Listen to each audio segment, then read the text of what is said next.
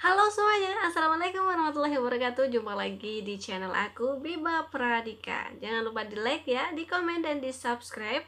Dan jangan lupa juga di share ke teman-teman kalian agar mereka tahu ada channel aku di sekitar mereka. Terima kasih. Di video kali ini aku akan menceritakan kisah dari seseorang yang bernama Li Qingyuan yang hidup hingga usia 256 tahun. Bagaimana kisahnya?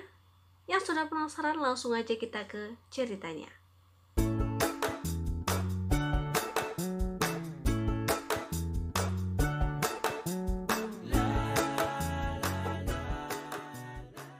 Mungkin sulit membayangkan bagaimana manusia bisa memiliki umur panjang hingga 2 abad lamanya. Banyak orang yang mencari tahu bagaimana caranya bisa berumur panjang, entah dengan obat, operasi, atau dengan cara yang lainnya. Percaya atau tidak, ternyata di dunia ini memang ada manusia yang bisa melampaui hal itu dan berhasil hidup hingga lebih dari 2,5 abad. Dia adalah Li Qingyuan, seorang pria tertua yang dilaporkan pernah hidup di dunia ini. Li Qingyuan wafat pada tanggal 6 Mei 1933, merupakan seorang dukun, ahli bela diri, dan penasehat taktis dari Tiongkok.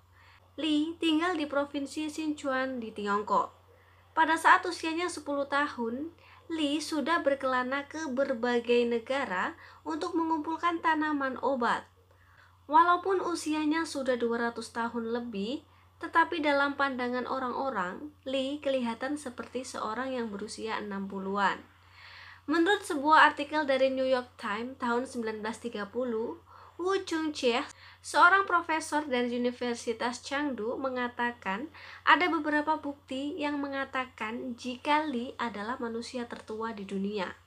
Menurut laporannya, ia berhasil hidup selama 256 tahun dan selama itu pula Li dinobatkan sebagai manusia tertua yang pernah hidup di dunia. Li disebutkan lahir pada tahun 1736, sementara catatan lain yang disengketakan menyebutkan Li lahir tahun 1677. Namun, tanggal lahirnya tak ada yang mengetahui secara pasti. Wu menemukan sebuah catatan dari pemerintah Kekaisaran Cina dari tahun 1827 yang memberi selamat kepada Li pada ulang tahunnya ke-150 tahun. Selain ucapan ulang tahun, dokumen tersebut juga melaporkan bahwa Li memulai karirnya sebagai tabib sejak usia 10 tahun. Li dilaporkan kerap mengumpulkan ramuan tumbuhan di pegunungan sebagai resep agar tetap berumur panjang. Wu juga menjelaskan rahasia awet muda Li adalah melakukan diet herbal dengan mengonsumsi lingzi, goji berry, ginseng liar, hisuwu, gotu kola, dan nasi dicampur minuman wine. Li terus mengonsumsinya hampir selama 100 tahun lebih dalam hidupnya. Pada tahun 1749, di usia ke-71 tahun, Li bergabung bersama tentara Cina sebagai guru bela diri. Li dikatakan sebagai sosok yang sangat dicintai oleh komunitasnya. Li juga dikabarkan telah menikah 23 kali dan menjadi ayah dari 200 anak-anaknya. Selama hidupnya, Li dikenal sebagai seorang herbalis dan ahli kungfu. Pada tahun 1749, ketika ia berumur 71 tahun, Li pindah ke kota Kaiqiang untuk bergabung dengan pasukan Tiongkok sebagai pelatih kungfu dan penasihat militer. Kisah hidupnya kemudian mengalir seperti sebuah kisah dari film-film silat yang kita tonton.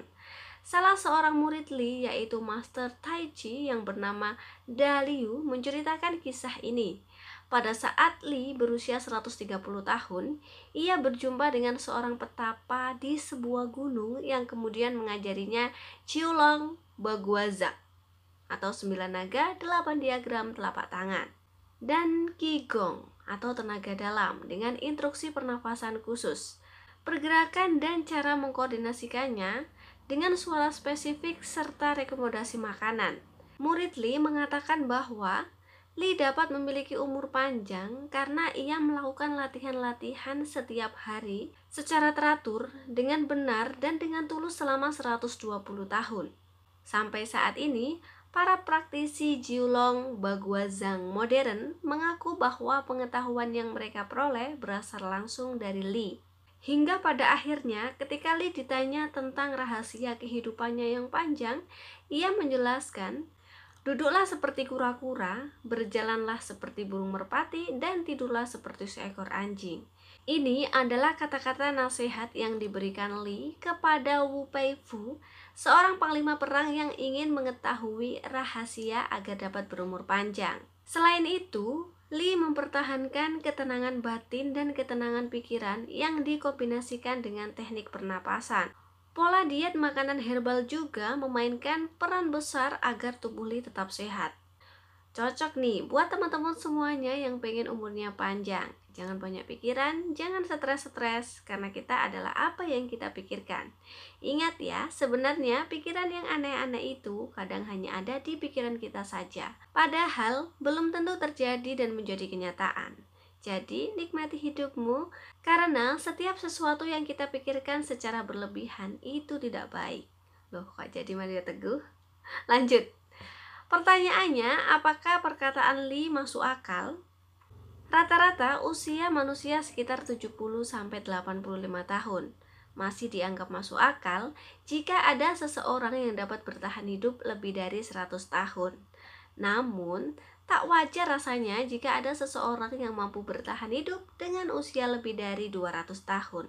Meski demikian, ada pula orang yang menganggapnya sebagai sesuatu hal yang nyata. Sebab pada zaman dahulu, orang-orang di dunia tidak dihadapkan dengan sesuatu yang melelahkan. Mereka tak menghadapi tekanan utang piutang. Mereka tak menghirup udara yang tercemar polusi dan melakukan aktivitas secara teratur. Selain itu, alasan yang membuat hal ini mungkin terjadi karena pola makan mereka yang tak mengonsumsi gula berlebihan atau sayuran yang disemprot dengan pestisida. Daging yang mereka makan juga tidak berlemak. Hidup berdampingan dengan alam adalah salah satu faktor usia mereka. Berlatih teknik pernafasan dan meditasi telah terbukti dapat memperbaiki kesehatan mental, fisik, dan emosional, sehingga tidur mereka pun nyenyak. Sebelum Li meninggal dunia, Li pernah berkata kepada seorang sahabat, "Aku telah menyelesaikan semua hal yang harus diselesaikan di dunia ini. Sekarang aku akan pulang." Ada beberapa hal yang bisa kita pelajari dari Li. Hidup natural dan alami. Li sejak muda senang mengumpulkan tumbuh-tumbuhan obat dan dia pun dikenal sebagai herbalis. Ia sampai pergi ke Thailand untuk mengumpulkan berbagai jenis tanaman herbal yang dipercayainya bisa membantu proses pengobatan. Eksperimen herbalnya yang ditemukan di pegunungan Yunan membuatnya menjaga kesehatannya sepanjang hidupnya. Gaya hidup yang baik. Li tidak pernah merokok atau minum minuman keras. Ia makan dengan teratur, tidur cepat dan bangun cepat. Li hidup bahagia dengan bangun saat matahari mulai naik dan tidur saat matahari turun. Makan tumbuh-tumbuhan kegemarannya, berlatih pernafasan dan wushu secara rutin. Hati yang baik. Li adalah pribadi yang menyenangkan dan murah hati. Ia senang bersilaturahmi dan berbagi. Li juga penuh pengabdian.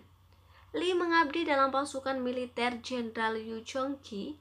Berkat pengabdiannya tersebut, pemerintah mengirimkan ucapan selamat saat ia berulang tahun ke-100, 150, dan 200. Li senang berbagi ilmu.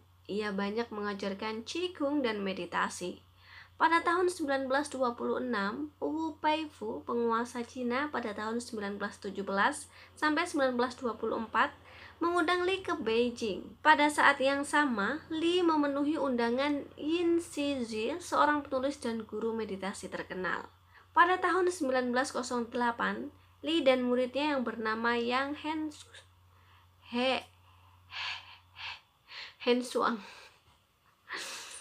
Pada tahun 1908, Li dan muridnya yang bernama Yang Henshuang menerbitkan sebuah buku yang berjudul The Secret of Li Qingyuan Immortality.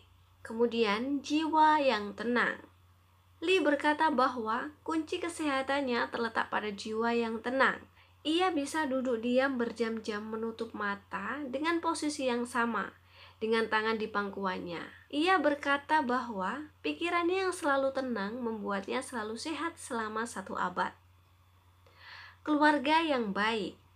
Lee sangat produktif sebagai seorang suami dan ayah.